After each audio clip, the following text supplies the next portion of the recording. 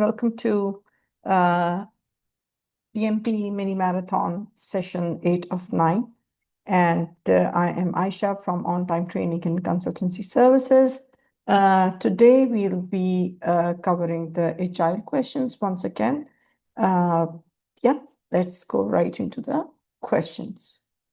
An Agile team is developing a customer-facing claim submission feature during the daily coordination meeting.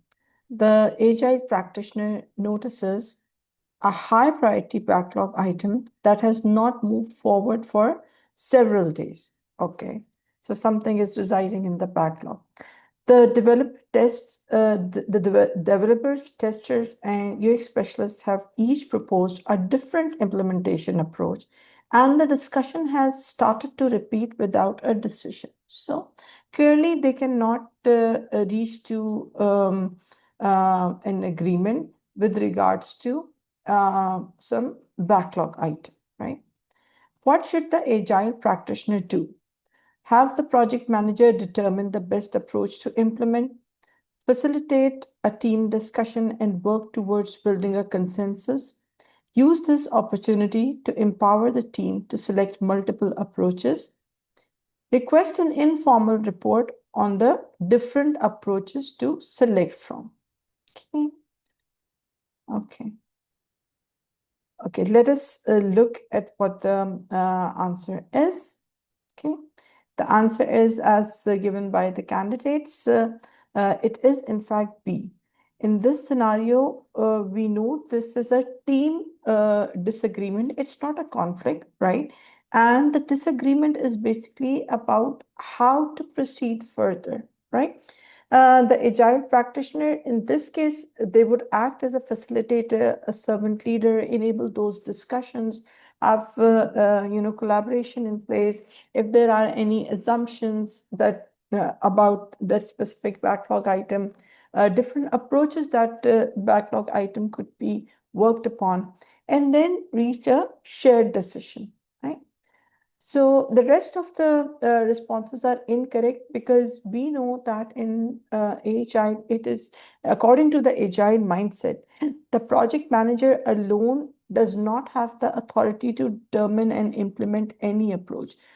All of these decisions are actually proactively taken by the team, right? And like they can consult with other stakeholders like a product owner, like a project manager, a scrum master. They can give their input, right? But Agile teams are self-organizing, so you cannot impose your approaches on them. So A is incorrect. Oops, sorry about that. Okay. C, use this opportunity to empower the team to select multiple approaches.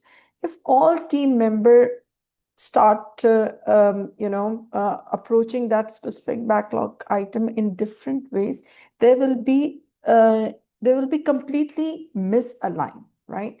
There's going to be waste, there's going to be rework, there's going to be integration problems, and an overall confusion within the team as well, right?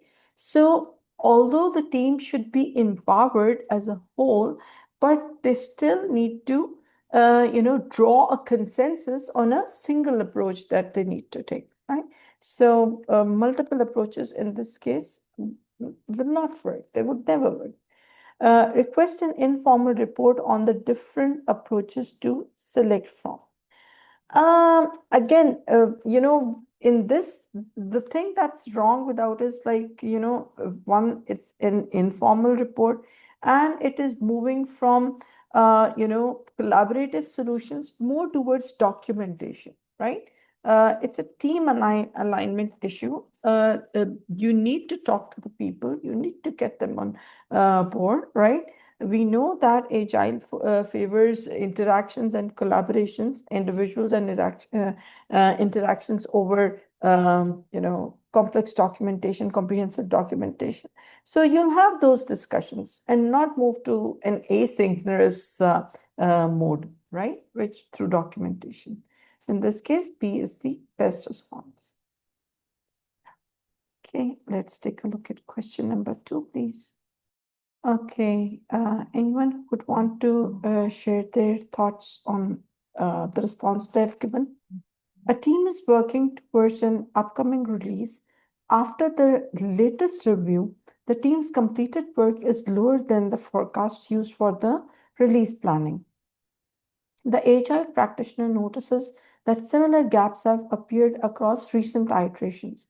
Stakeholders still expect the release objective to be met.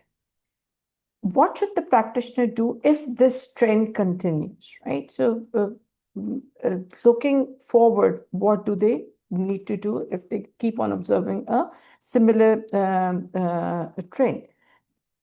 The agile practitioner should allocate more resources to the project team. The manager should seek approval for the project team to work overtime. The product owner should reduce the scope of the release backlog. The PMO should extend the release date, right? Okay, so this is like an issue of team velocity not being like, the team velocity not being efficiently defined in this case, right?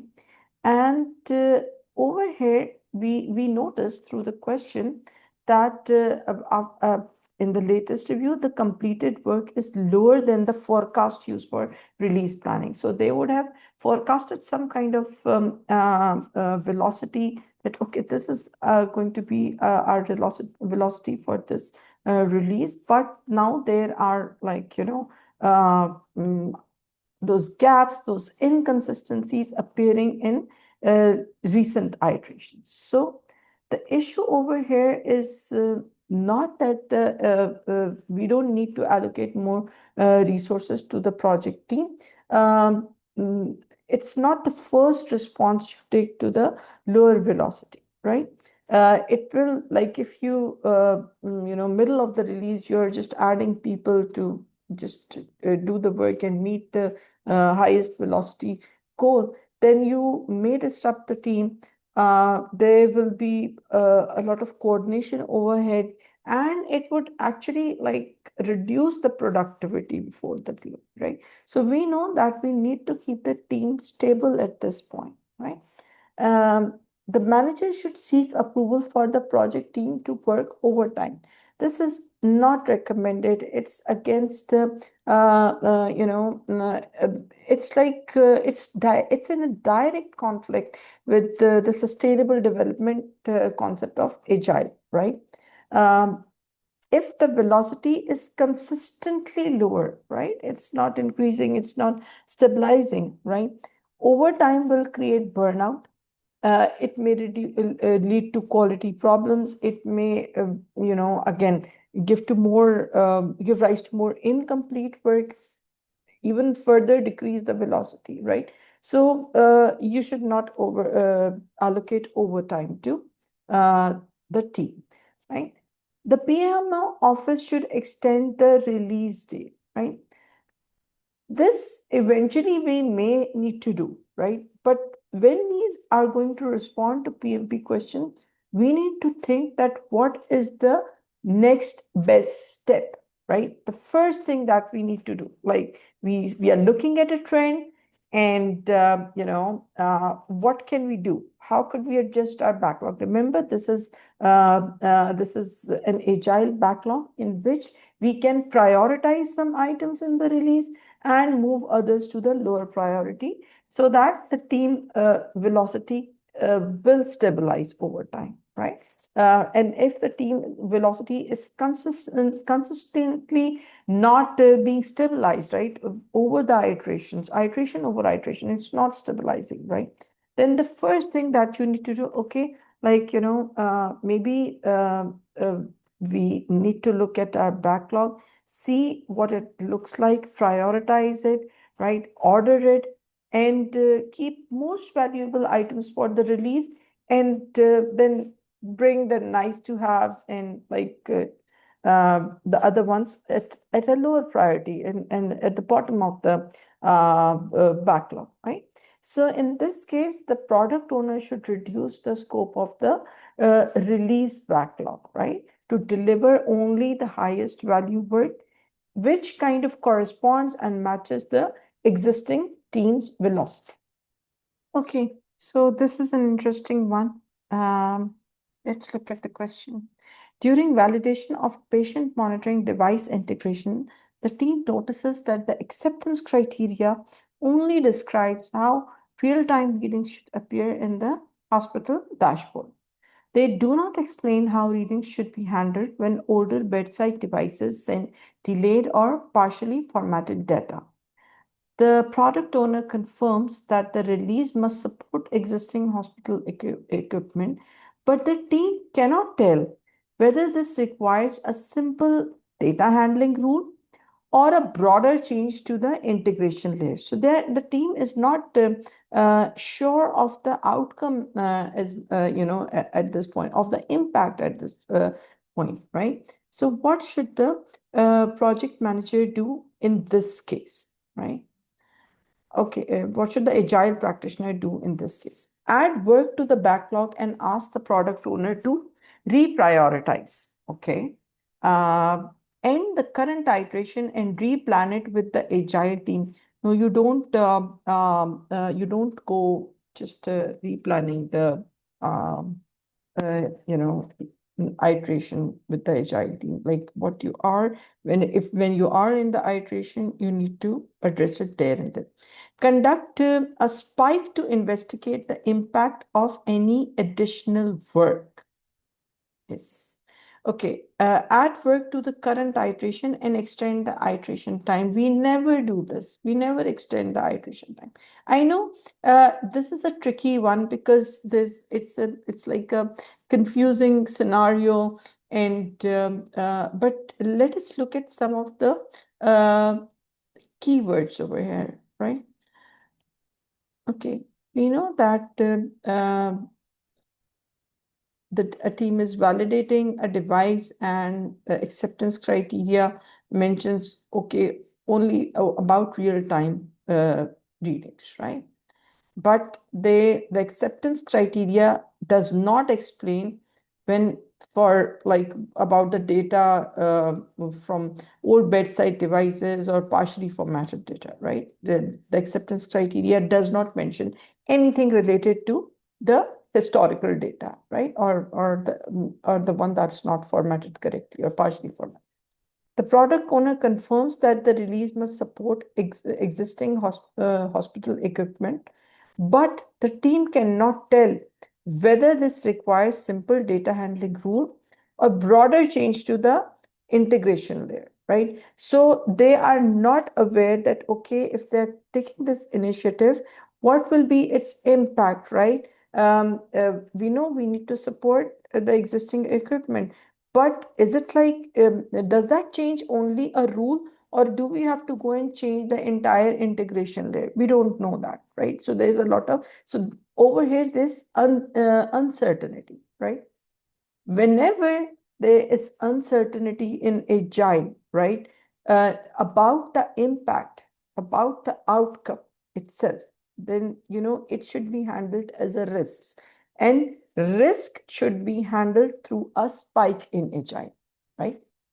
Let us move to the answer and look at it close. Okay. So we know there is a gap to begin with in this scenario. There was a gap in acceptance criteria, right? That is there. And the impact is still uncertain, right?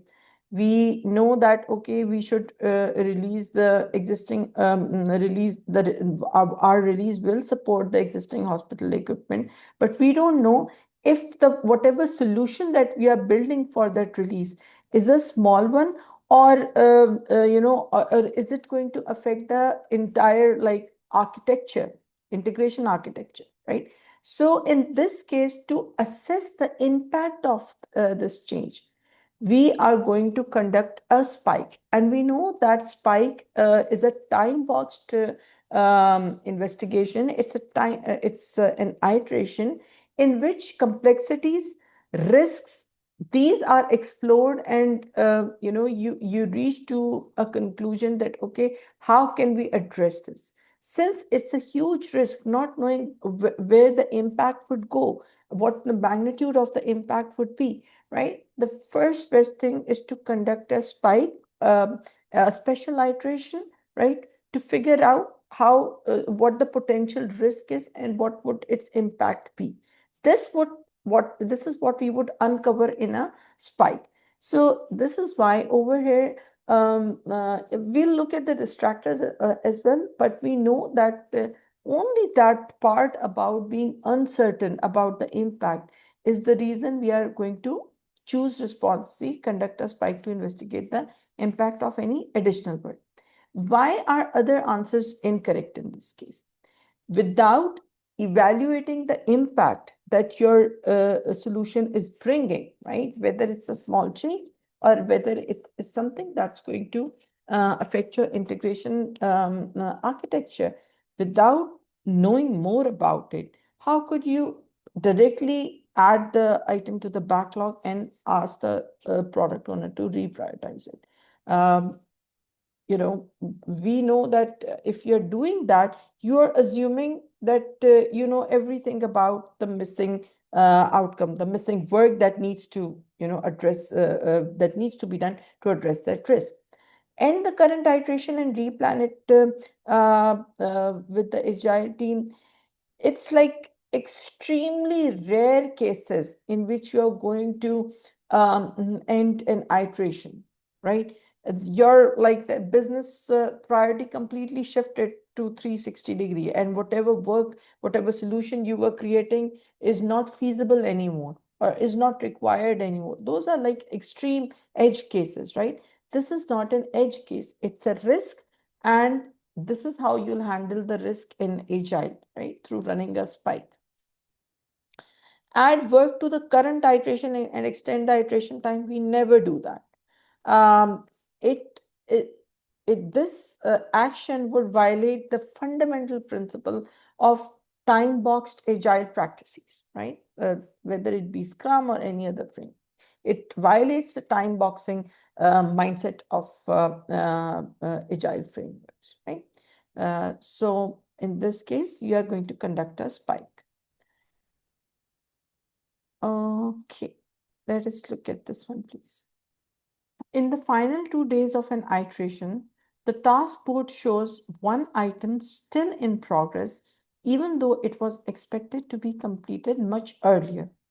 When the agile practitioner asks about it, the team member explains that the task contained several hidden steps, right? So maybe like the scope of the task is, uh, you know, not very clear.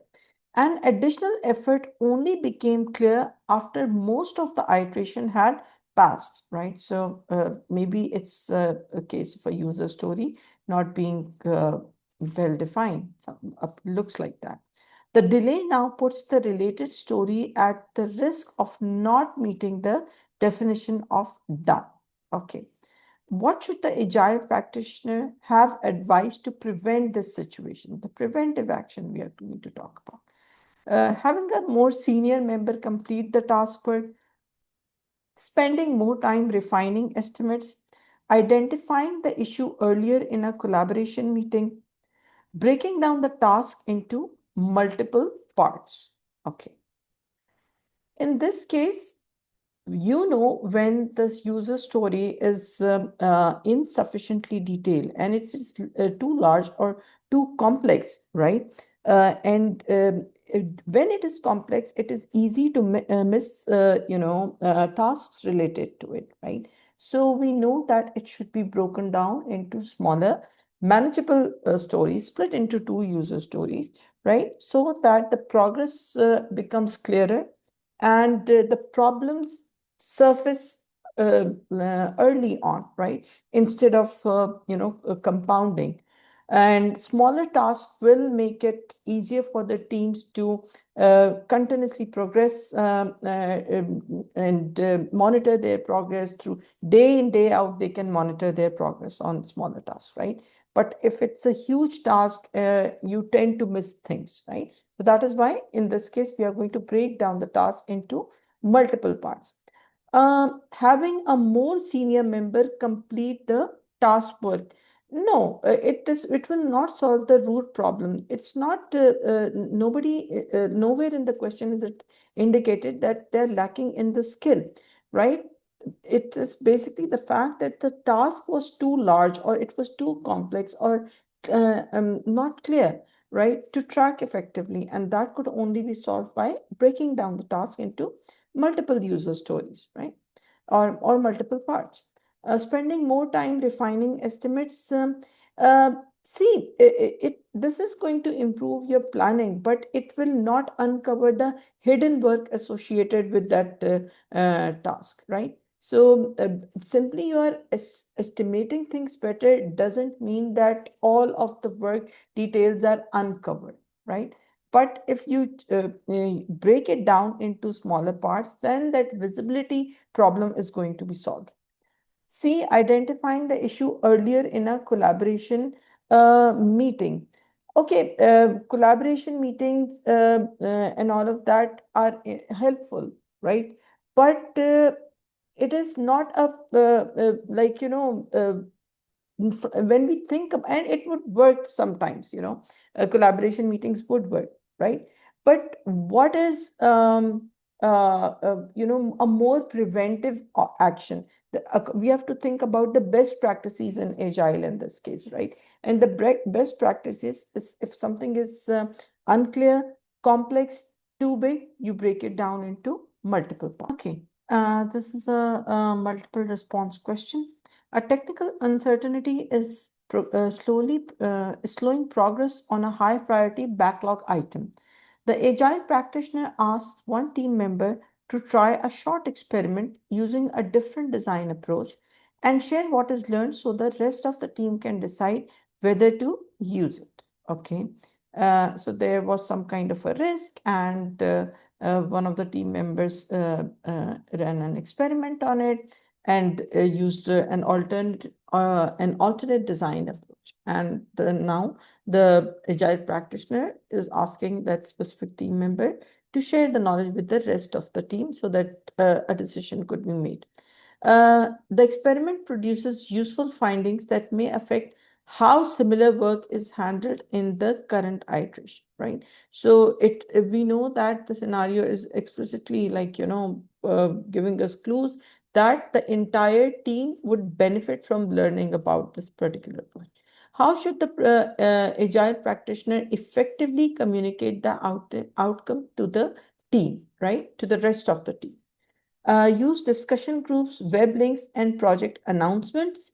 Ask the team member to write a full recommendations report. Discuss status and outcomes during the daily scrum. Prepare a detailed report for the project leader.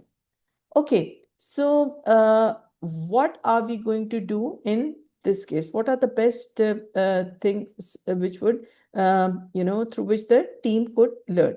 Which it's definitely going to be discussion groups and meetings in which this team member would be sharing their learnings regarding that approach. Any if any web links that exist to demonstrate what they've learned, and any project announcement. Okay, this is what we have done, this is I have done, and that's how it's helped in all of that. They might use some mode of communication to make those announcements as well, right? All of these basically indicate towards knowledge sharing and transparency, right? Making the information one is learning visible to the rest of the team. Discuss status and outcomes in daily scrum. In this case, this is also correct because we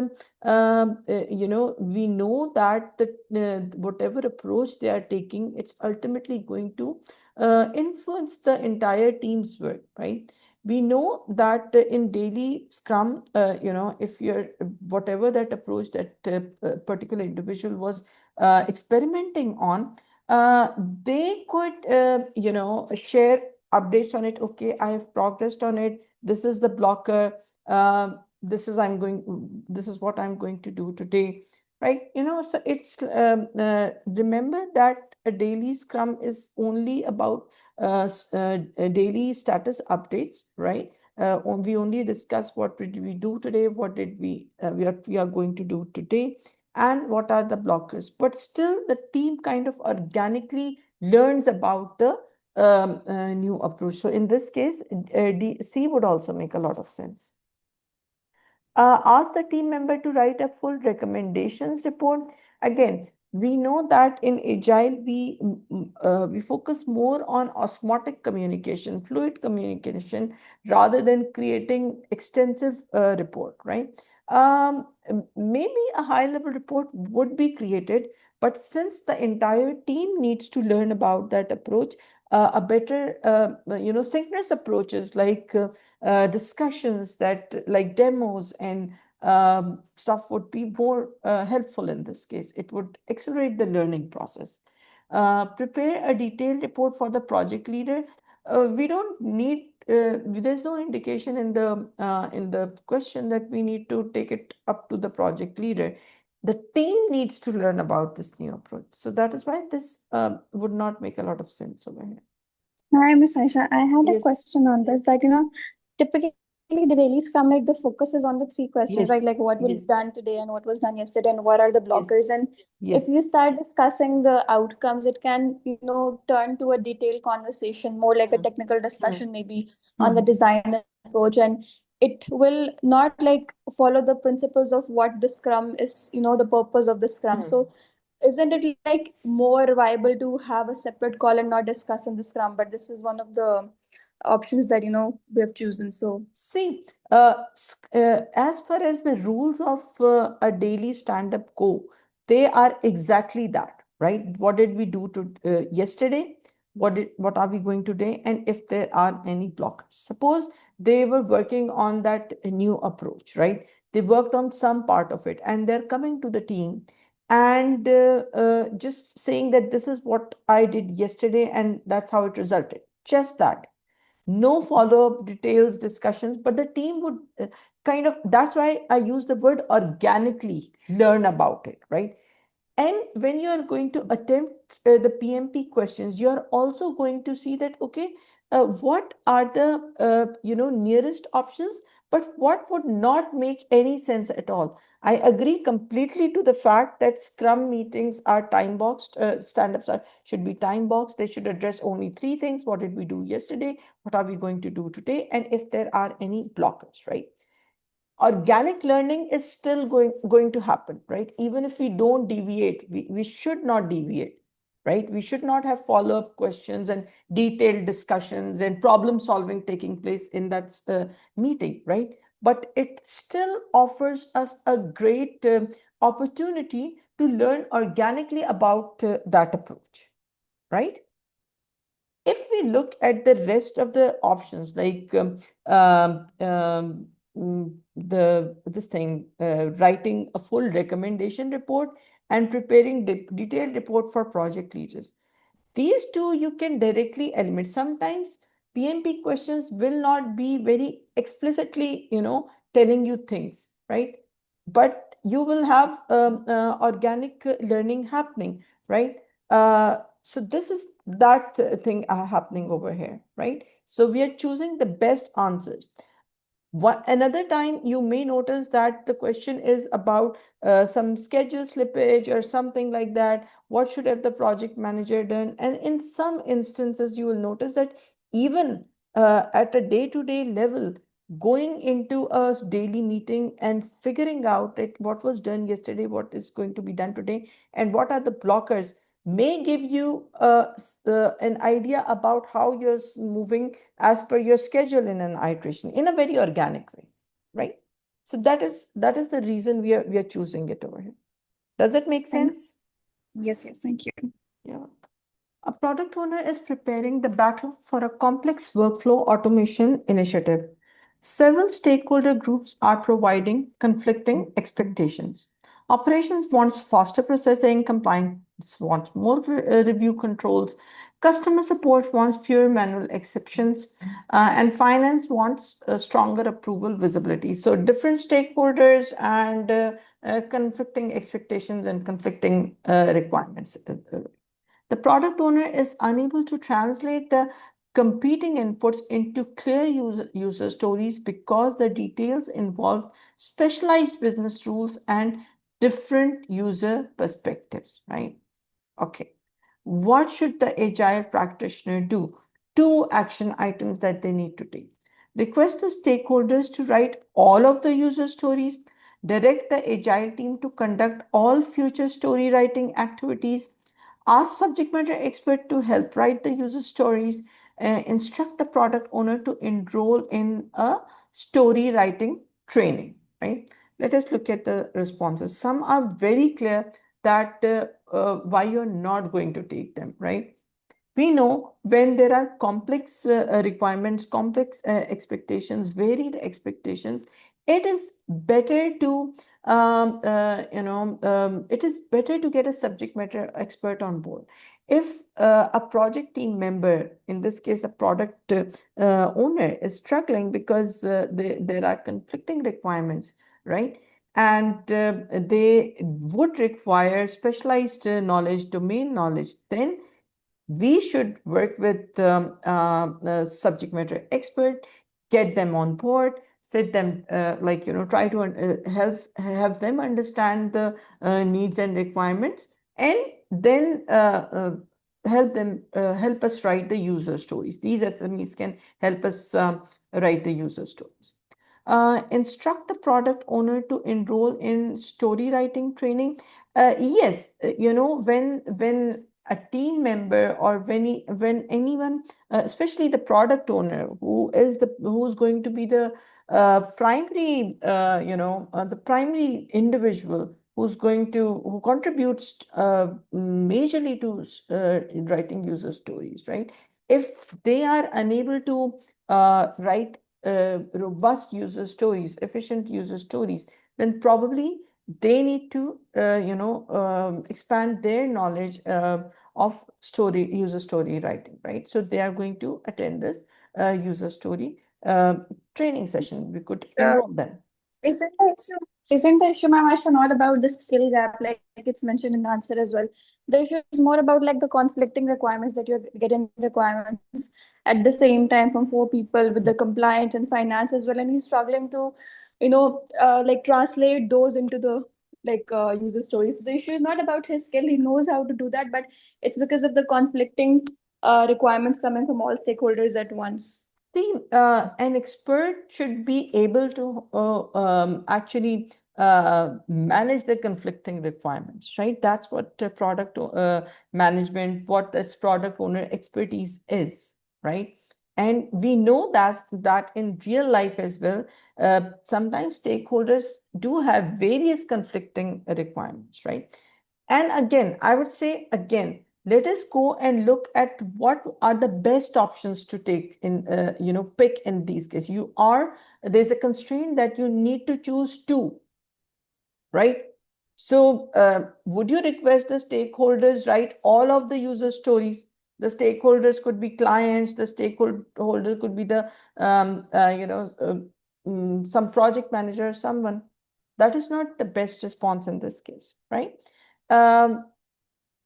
Direct the agile team to conduct all future story writing activities. Two things wrong over here with response B, right? Which are, you don't direct the team, right? They contribute to story writing, they provide their input and everything. And it also says direct the agile team to conduct all future story writing activities. It doesn't solve that current problem, in fact, right? So A and B will not make any sense by any definition, right? So what is left behind is two things, and two things that actually contribute to good story writing practices, right? We know that there are conflicting requirements, there are different stakeholder groups coming from different domains. So you getting SME to help you with the user stories is a good action, right? and asking the product owner to, polish their user story writing skills through training is also like, it's not a wrong option per se, right? Because they are supposed to manage conflicting requirements. There is going to be no project in which the requirements are not going to be like conflicting, right? That is why we are choosing C and D and not choosing A and B. Okay, let's look at this question. A delivery team is working on a customer-facing product increment. A key stakeholder has specified that the solution must use a particular interface framework to align with the organization's future digital platform. Okay. Uh, After several iterations, the team is still completing work, but the flow of completed stories has slowed down. So there are throughput issues now surfacing.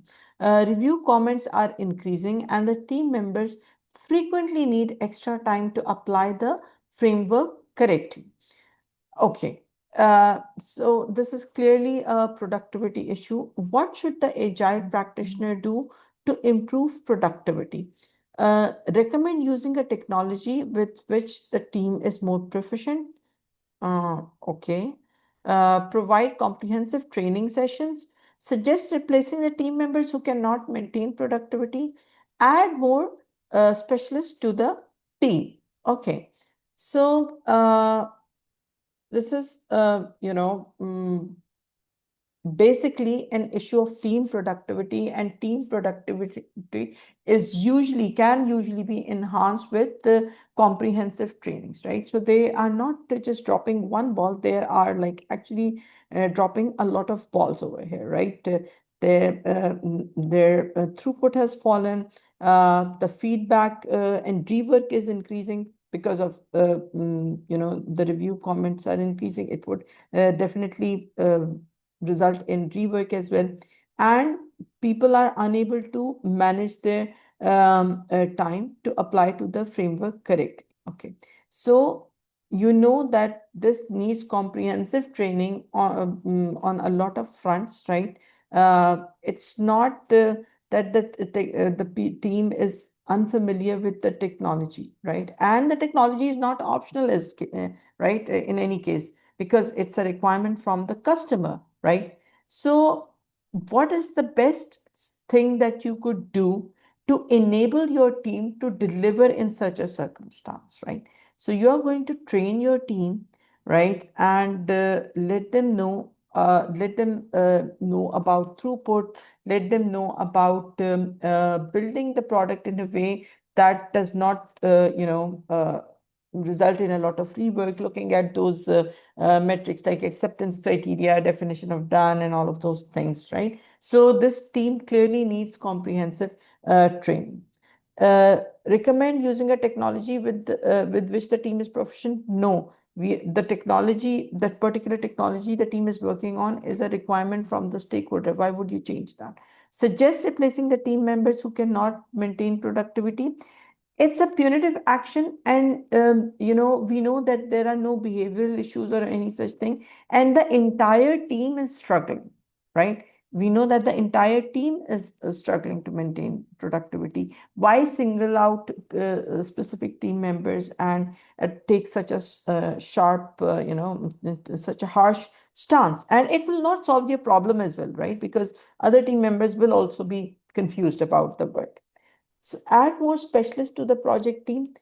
In some cases, yes, you add experienced team members, you assign some scrum master or something, but not as a first response. You are going to provide them comprehensive training sessions, allow them to learn and function and according to what they've learned in those trainings, right? Again, the goal of an agile team is to develop a cross-functional team, right? Adding SME would actually contain the team's expertise, contain the skill set, right? Which is something we do not want.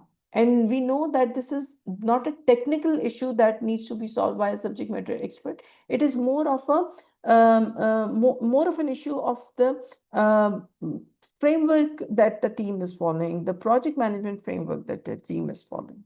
So which could be clearly solved through training. Let's take a look at question number 8, please. The backlog for an upcoming release includes a pricing calculation that must comply with a newly adopted cross-border tax rule. Okay, we know that there's a compliance situation over here. The developers are struggling with interpretation of jurisdiction-specific exemptions, okay, reporting thresholds, and edge case treatment, which may compromise the agreed upon delivery date. Okay. So we know that the developers are not struggling from a technical standpoint, but more from a compliance, standpoint, right? The compliance things, the compliance rules, those specifications, exemptions, and how edge cases should be treated from a compliance perspective, right?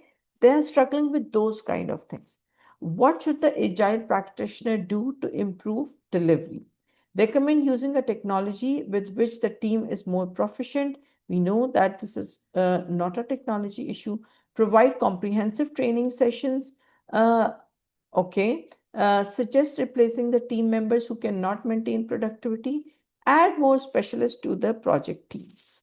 Now, this is a case where training will not come handy. Like this is a deliberate, I have put this question deliberately after question number 7 we discussed, in which training made the most sense, right? In this case, we need to see why is adding more specialists making most sense over here. Why? Because we know that we have to factor in the compliance related work. The team itself, the development team itself, is not well versed on compliance laws, rules, and expectations and the edge cases and everything. So in this case, we actually need to bring those compliance specialists on board and help the team, these people, these subject matter experts will help the team understand things better from a compliance perspective, right? What needs to be done, what and how it needs to be done. Distractors, recommend using a technology with which the team is more proficient. This is not a technology issue again. Provide comprehensive training sessions. When this is clearly a subject matter expert issue, because you can't train an entire team on domain specific compliance rules and laws in a short duration. So training will not work over here. Suggest replacing the team members who cannot maintain productivity. No, it's not a team productivity issue per se. It is just that the team knows its work. It doesn't know the compliance specific rules and laws, which is what subject matter experts are for, right? Okay, let us do question number 9, please. For the next iteration planning session, several high priority backlog items are reviewed. The estimates vary widely, and the same items have been deferred more than once. Okay. Team members are making different assumptions about expected behavior, edge cases, and what would be acceptable to the customer. So the team has different understanding of different deliverables or the product vision itself. What should the agile practitioner do? Facilitate a user story workshop with the team, coach the product owner to update the user stories, instruct the agile team to fix the user stories during the next retrospective, inform the product owner's manager that the work items lack sufficient detail. Okay. So we know this is clearly an issue of, not understanding the user stories well. They're not being detailed in the way they should be, right? So something is happening at that point from an user story development point, right? That's not that is something probably going wrong over there. Let us look at the answers, right? So in this case, we know that the product owner does not alone write the user stories. The team provides their input, right? And we also know through the through the question that it is not a product owner problem in this case, because the team has differing ideas of the user stories, expected behavior, and what are the edge cases, and about the acceptance criteria itself as well, right? The team has differing ideas on that, right? So the workshop is going to bring the product owner and the development team together, and they are going to have this discussion. They are going to have clarifying questions. What brings business value? What does the actual acceptance criteria looks like? What are the assumptions before, like for DOR and all of that, right? So in this case, that is the best place to clarify your user stories, right? Using a user story workshop, usually between the product owner and the development team sits in it, and they write and elaborate and clarify the user stories. Coach the product owner to update user stories. Uh, See, it will not still not solve the problem of the team having a misalignment, and individual team members having different ideas of what that user story is, right? We know that the clarification has not improved the team's confidence, so the team needs to sit together, right? Instruct the agile team to fix user stories during the next retrospective. Retrospectives are not meant for fixing user stories, right? We need to fix the user stories before the iteration begins, right? During the planning of the iteration, right? Not at the retrospective. Inform the product owner's manager that the work items lack sufficient detail. We are not going to escalate to the product owner's manager, because it is not a product owner problem to begin with, and escalation is like an extreme step, and we just don't do that, right? Wrong from two different angles. Okay, question number 10, please. Okay, a group has just been assembled for an adaptive initiative. In the first working session, the discussion quickly shifts to individual activities, tools, and constraints. Okay. The agile practitioner notices that the group is participating, but there are various perceptions of the outcome before planning begins, right? So, various perceptions of outcome. Okay, what's going to be the end goal? The objective looks different, the vision looks different for every member, right? How should the agile practitioner motivate and obtain a commitment from the entire team, right? This is like keeping the team motivated and creating a buy-in. It should be very easy. It's a very clear question.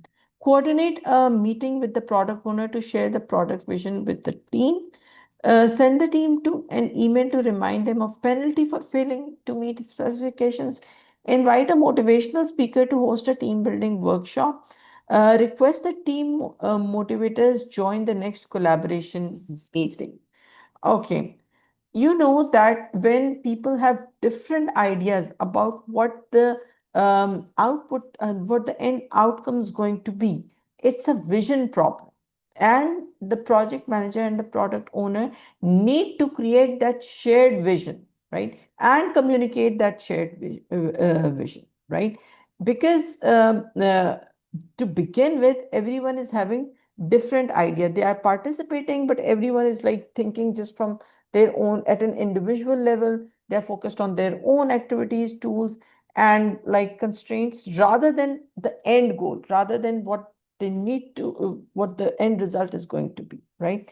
So we need to have develop a very, very clear vision for in the team's head, in the team's eyes, that okay, this is what we are going to do, and this is what we are going to make, this is what we are going to achieve at the end, right? So that outcome, that product outcome, that project outcome needs to be very, very clear, and this comes through educating the team about the shared vision, the product vision, right? um, B, C, and D are incorrect. B said that send the team an email to remind them of the penalty for failing to meet specification. This is a punitive action, right? And again, it will not, even if you send an email, it will not create that shared vision. That will not be communicated to the team. So the problem will still remain there. Invite a motivational speaker to host a team building workshop. Yes, they may motivate people to work and everything, but if the team as a whole is not unified on the product vision or the project vision, or no amount of motivation would help them. They would still be confused and still be having those individual ideas of what we are supposed to do and what we are supposed to deliver. Request the team motivators join the next collaboration meetings. No, we team motivators is a very broad term. It's a vague term. We don't know if you're hiring external public speakers or motivational speakers and all of that, or and again, the motivation is not an issue over here. It's an issue of unclarified and individualistic idea of what we are going to make, right? We need to unify them through communicating the product vision. Okay, question number 11, please. Okay. A short demonstration has been committed to an important external stakeholder. The team has more candidate work items than can realistically be completed before demonstration, and several items appears useful but not equally necessary. What should the agile practitioner and team do? So we know we need to demo an increment, a deliverable, but we do not have time to complete all of the features in it, right? That's what the question is about. What should the agile practitioner and the team do? Identify the minimum releasable features needed and prioritize them for delivery. Create the high-level schedule and submit a more realistic time frame for customer review. We don't do that in agile. Estimate story sizes and deliver those that can be delivered in the available time frame. We don't pick user stories based on sizing alone. The only criteria for deciding what user stories we should be picking up or what features we are going to build is based on the business value of those user stories or the features, not purely on the size. Increase the size of the project team to maximize the chances.